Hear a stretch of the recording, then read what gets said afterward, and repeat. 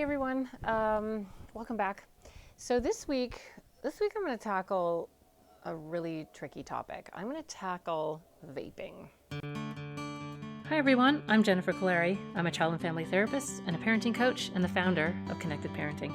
And welcome to the Connected Parenting Weekly Podcast. Join me every week and we'll tackle everything from temper tantrums to bedtime to sibling issues to teenage angst. Parenting can be so wonderful, but it can be so hard. Parents often say to me, hey, can you just come live at my house? This is the next best thing. Let's do this together. And it's one of those things, well, it's in the news all the time now, just because of the dangers of it. It really is a very big problem. And kids are trying this younger and younger. I'm seeing lots of kids in 7th and 8th grade that are trying it, that are already doing it. I won't get into so much of the health stuff because I really want to talk about how to handle it and what to do. You can do your research on that, but it just really is something that's been happening more and more, and it's really not good for kids. So let's talk about what to do. So I think in my last podcast, I talked about connection being the antidote to addiction. So what actually helps your children make really good choices, safer choices, better choices, is having a very strong connection to you.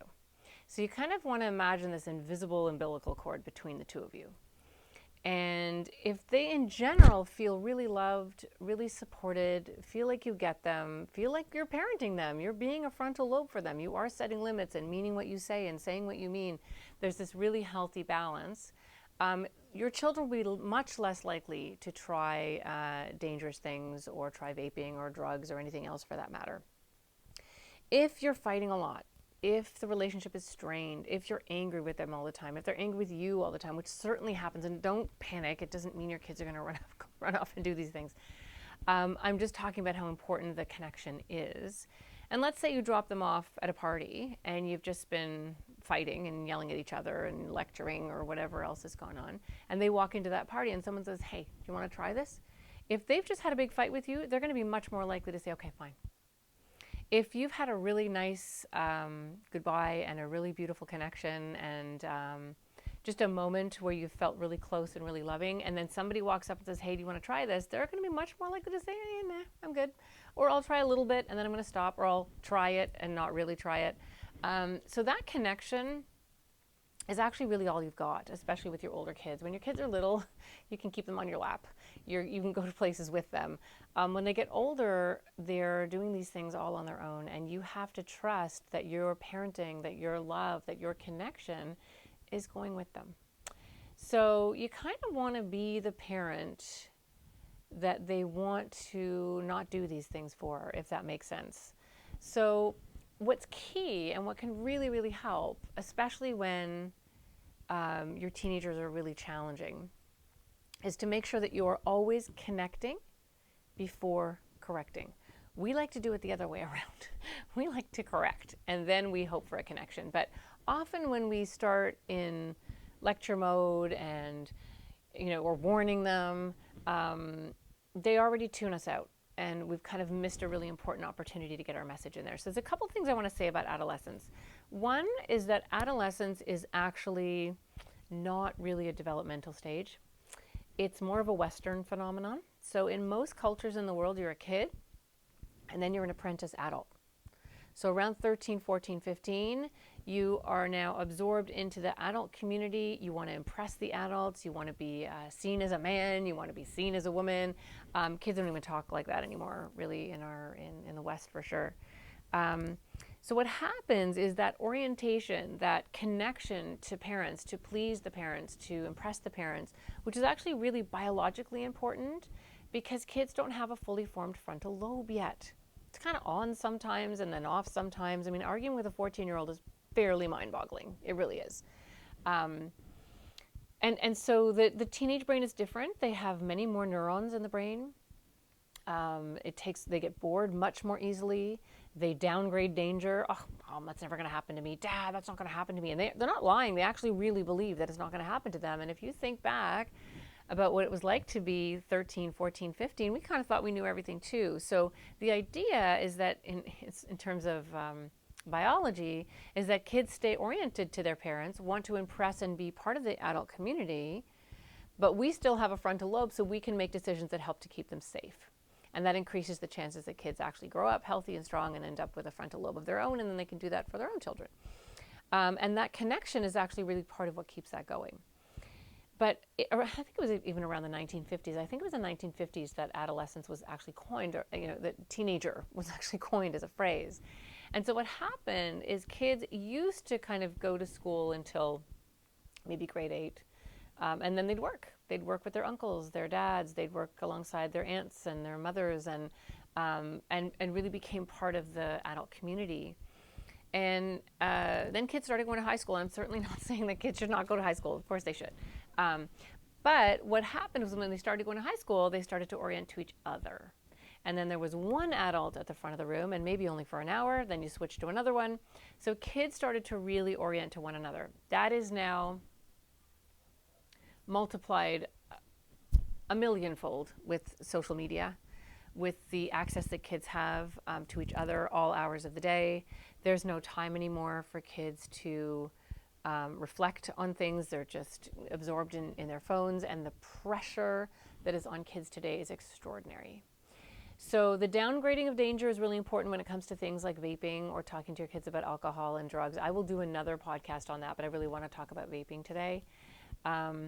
So where you're going to have some impact on your kids, even if you don't think they're doing it at all, fantastic. Do this anyway, because this is what's going to strengthen the bond, protect the bond, so your kids will be less likely to try those things. And most teenagers do experiment, but they'll just do that. They'll just experiment, and then that'll be the end of it.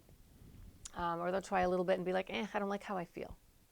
So the connection is huge. The other conversation you want to have with your kids is you want them to use their emotions, their feelings as like a GPS system. We get all crazy about, you shouldn't, feelings are bad. They're not. They're there to indicate things for you. So when you are doing something that you shouldn't be doing, there's a kind of pit in your stomach. There's a gross feeling of like, part of me just doesn't feel good about doing this.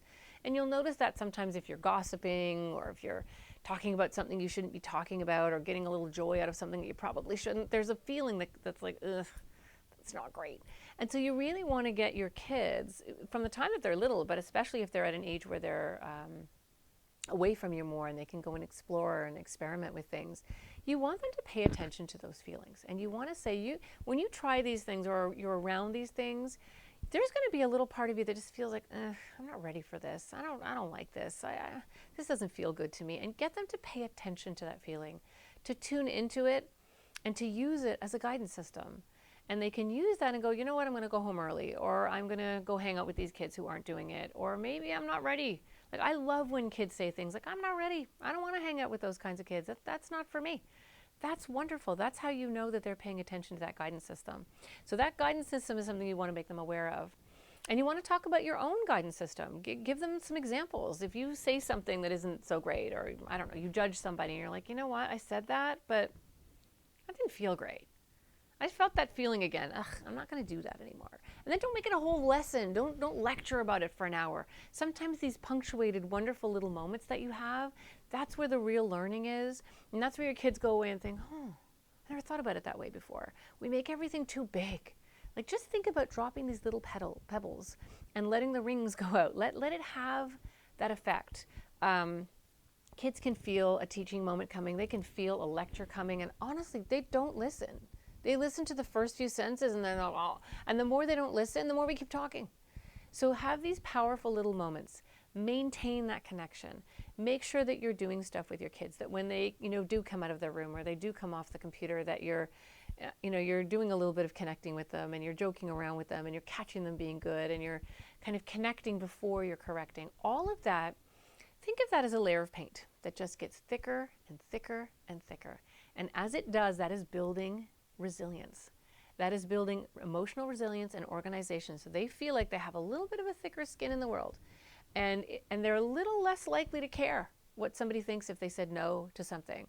They just have this internal sense of being so loved and so understood that they don't need to please other people. And this is incredibly relevant when we think about drugs as kids get older, drinking, sexual choices that kids are making with partners. Like, we want them to make decisions based on what feels right to them, and what feels honorable for them, and what really tunes into to their highest self. And that's really going to come from having a very connected, loving relationship with you. And that doesn't mean you don't get mad. Sometimes, of course, you do, but you stay in that neutral range, right? And it has to be reasonable.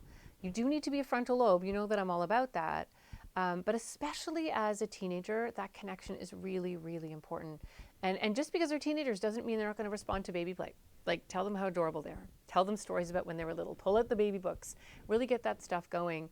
And when and if you find out that your kids have done these things, this is what's really important. If you shut down that conversation by getting angry and threatening and taking a zillion things away and getting furious and overreacting in a panic, you run the risk of your kids just becoming better liars, just keeping it from you in more sophisticated ways.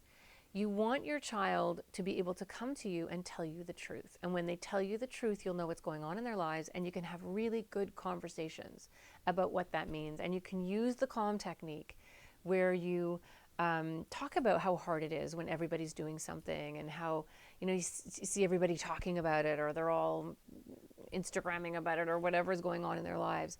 You can really step into their world and appreciate what it's like to be a teenager, and how scary it is to be a teenager, and how you just feel like you don't even want to be seen, that people are seeing every hair that's out of place and every pimple on your face. And it's so intense and it's so overwhelming, especially in the earlier years in adolescence, that you really want to keep that relationship very strong so your children can talk to you. So if you do find out that they've done these things at least once or twice, I would not freak out and get angry. I would not go right to consequencing. I would say, well, let's see what happens. I'm going to trust you. I'm going to see how you do with this. But if this becomes a pattern again, if this is a behavior that keeps happening, then you're telling me with words that you got this under control and you're not going to do this anymore, but you're showing me with behavior that you are. And that's where I'm going to step in, and I'm going to love you enough for you to be mad at me. And I'm going to keep you safe, especially with the younger adolescents. I love the line, it's my job to protect your childhood. It's my job to protect your childhood. You don't need to be acting like you're 18 when you're 13. It's my job to protect you from that. So love is the drug kids need. Really continuously using these techniques in your repertoire. And it's funny, they're not even techniques really. That's much more of a philosophy. It's really a way of being, and really using this with everyone that you come into contact with in your life. Again, I want to remind people that the course is out there. The course is really for people who want to master this. I have a lot of free content out there. I'm all about having families, hearing what I teach and trying it right away. If you really want to master it, to get good at it, to feel like you're getting the support. We've helped thousands of families through this. So, knowing ahead of time what the pitfalls are going to be and predicting those ahead of time can be really helpful. Knowing what to be looking for at certain stages is really great. So if you're interested in that, the course is online. But if not, just keep trying. Just use the stuff that I teach you in the podcasts and really connect with your kids. Anyway, I hope that helps. It can be pretty scary out there these days, and love is really all you got. Okay? Take care. Hi, I'm Barrett Kaleri from Connected Parenting. I hope you enjoyed our podcast. And don't forget to check us out on the web at connectedparenting.com and like us and follow us on Facebook.